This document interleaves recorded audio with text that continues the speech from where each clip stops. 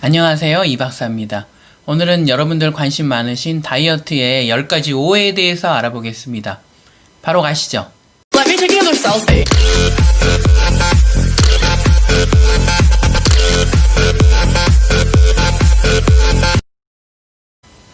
자, 어느 날 보면 배도 좀 나와 있고 몸도 예전 같지 않고 살을 좀 빼야겠다 이렇게 결심하는 순간이 있죠. 그러면 많은 분들이 운동을 좀 해봐야겠다, 밥 먹고 좀 걸어봐야겠다, 아니면 헬스를 가봐야겠다 이렇게 생각을 하고 운동을 합니다. 한 일주일쯤 하고 나서 살이 좀 빠졌겠지 하고 체중계 올라가 보면 어떻죠? 변화가 없습니다. 가끔은 좀 체중이 느는 경우도 있어요. 왜 이런 일이 생기는 걸까요? 자, 다이어트에 대한 10가지 오해 중에 첫 번째는 이것입니다. 운동으로는 살이 빠지지 않는다는 것입니다.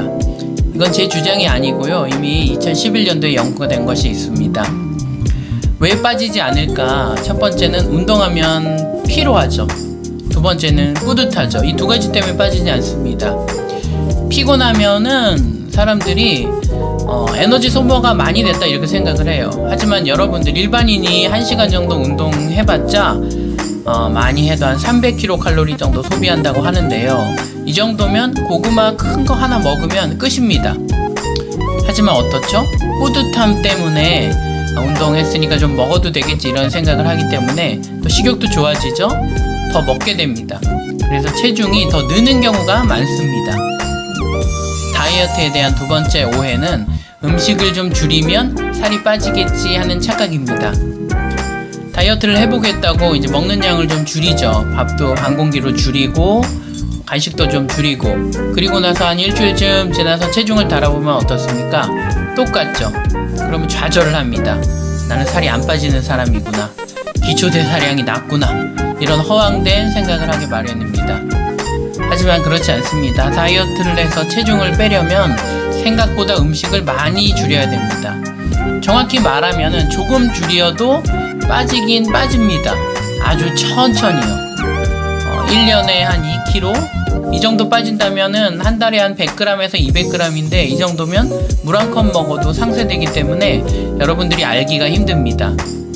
그리고 장기간이라는 기간은 그 사이에 무슨 일이 있을 수가 있어요. 명절도 있고 모임도 있고 그렇다 보니까 체중의 변화를 인지하기가 힘듭니다.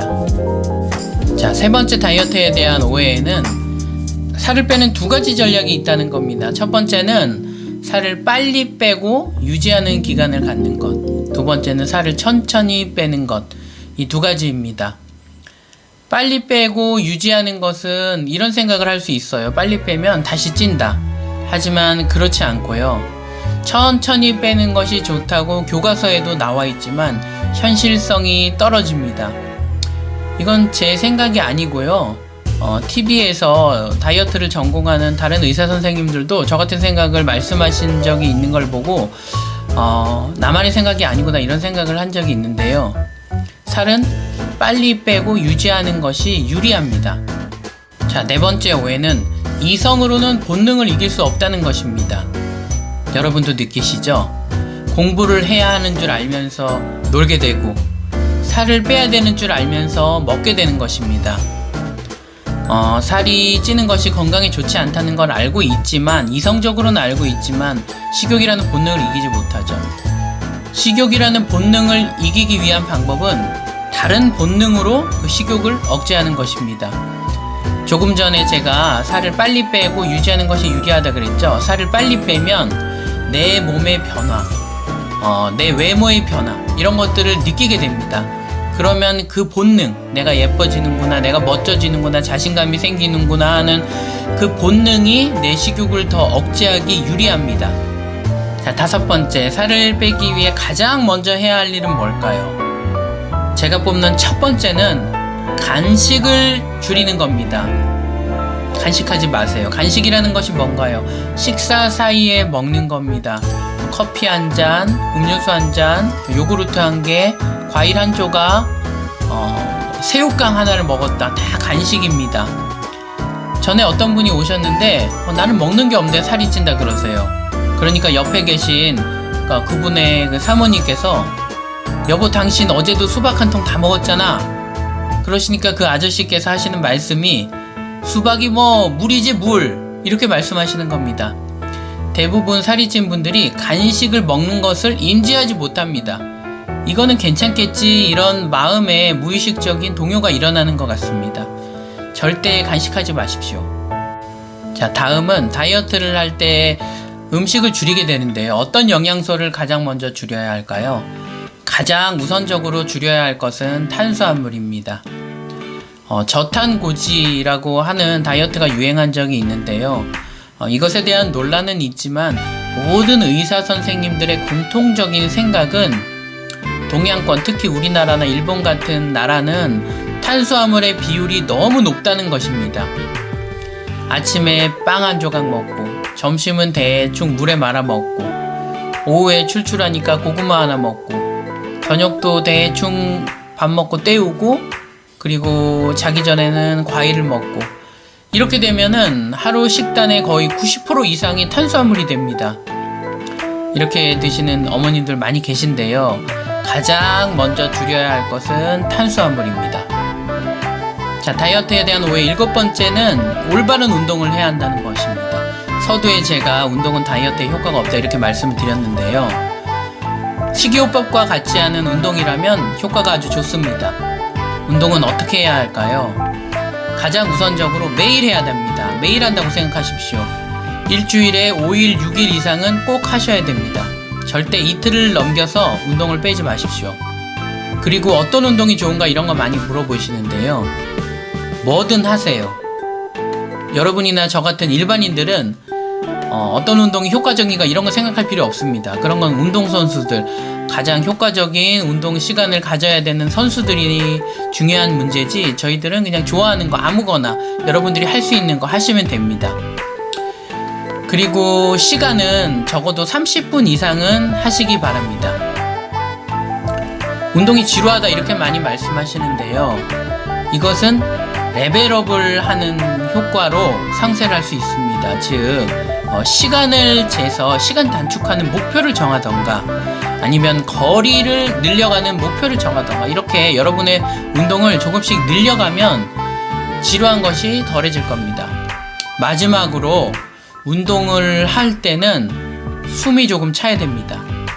천천히 걷는데 아무 숨도 안 차고 평평하게 걸을 수 있다.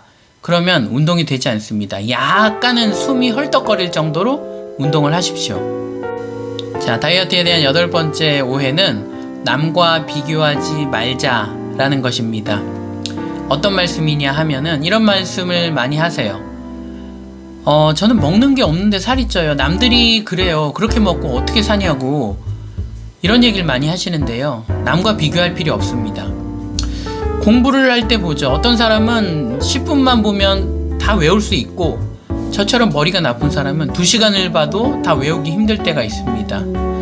2시간을 봐도 다 못 외운다면 3시간을 봐서라도 외워야겠죠? 사람마다 활동량도 다르고 대사량도 다르고 유전자도 다르고 장내 미생물도 다르고 모든 것이 다릅니다.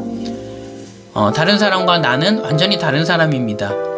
저 사람은 한 공기 먹어도 살이 찌지 않지만 나는 반 공기 먹어도 살이 찌면 반 공기보다 줄여 먹어야겠죠? 남과 비교할 필요 없습니다. 내 체중이 늘지 않는 대로 드시기 바랍니다. 자, 9번째는 가장 조심해야 될 음식이 뭘까 하는 것입니다. 이것은 살을 빼고 나서 유지할 때도 중요한데요. 자, 남녀 공통 모두 중요하게 조심해야 될 것은 우선적으로 과일입니다. 과일 몸에 좋지 않습니다. 여러분들 과일 왜 좋아하시나요? 달기 때문에 좋아하시죠? 과일에 있는 당분은 몸속에 들어가면 바로 지방으로 바뀝니다. 이것은 피검사하면 바로 알 수 있어요. 그리고 여자분들 특히 조심할 것은 빵하고 떡입니다. 빵, 떡 살이 굉장히 많이 찝니다.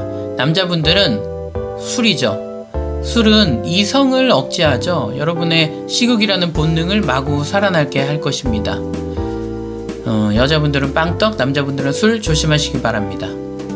자, 마지막 10번째는 사실은 다이어트랑 관련이 없지만 이유 없이 체중이 많이 빠질 때가 있어요. 특히 어르신들이 이유 없이 살이 많이 빠진다면 이 3가지 질환을 꼭 염두에 두십시오. 첫 번째는 당뇨입니다. 두 번째는 갑상선 질환, 마지막으로는 암입니다. 이유 없이 살이 빠진다면 꼭 검사를 해보시기 바랍니다. 자, 오늘은 좀 가벼운 주제로 여러분들을 찾아뵙는데요. 재미있는 컨텐츠로 여러분들과 다시 만나기를 바라겠습니다. 건강하시기 바랍니다. 감사합니다.